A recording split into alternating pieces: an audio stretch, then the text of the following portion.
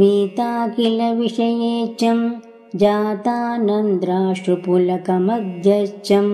सीतापतिदूतात्यं वातात्मजमद्य भावये हृत्यं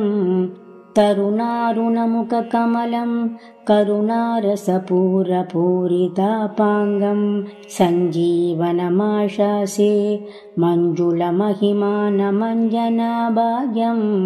शम्बरवैरिशराधिकम् अम्बुजदलविपुललोचनोदारं कम्बुगलमनिलदिष्टं बिम्बजलिदोष्टमेघमवलम्बे दूरीकृतसीतार्तिः